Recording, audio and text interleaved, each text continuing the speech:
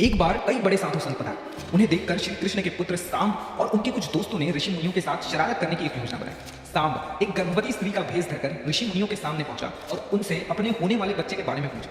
ऋषि मुनि अपना मजाक उड़ते देख क्रोधित हो गए और उन्होंने उन लड़कों को श्राप दे दिया कि सांब एक लोहे के मूसल को जन्म देगा जो यादव वंश के विनाश का कारण बने। तो उन्होंने उस मूसल के टुकड़े टुकड़े कर दिए और उसे समुद्र में फेंक दिया। ये टुकड़े एक मछली ने निगल लिए।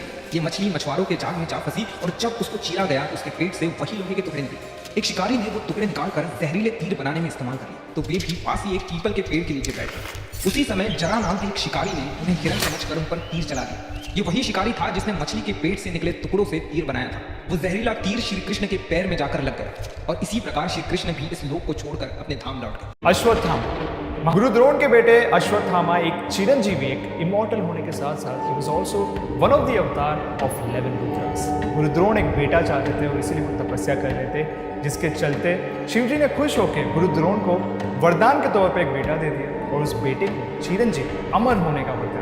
और सिर्फ इतना ही नहीं, अपने इमोशंस में बह के अश्वत्थामा ने कुरुक्षेत्र वॉर में इतनी गलतियां कर दी कि कृष्ण भगवान उन्हें पनिश करने के लिए उनसे उनका माथे का मणि छीन लिया और उन्हें ये श्राप दे दिया कि उनका ये जख्म कभी नहीं भरेगा, उनकी पूरी बॉडी लेप्रेसी का शिकार हो जाएगी। लेकिन आप मुझे बताइए, आपको क्या लगता है, ऐसा हुआ होगा? नहीं, कमेंट्स में बताना।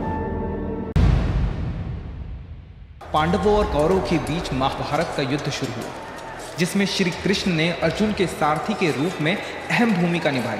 18 दिनों तक ये भीषण युद्ध चलता रहा, जिसमें आखिर पांडवों की जीत हुई।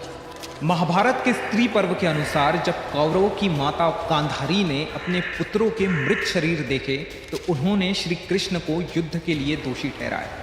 उन्होंने क्रोध में आकर श्री कृष्ण को श्राप दे दिया। जिस तरह उनके पुत्रों और वंश का आपस में युद्ध करके विनाश हुआ, उसी प्रकार ठीक 36 साल बाद श्री कृष्ण के वंश का भी विनाश होगा।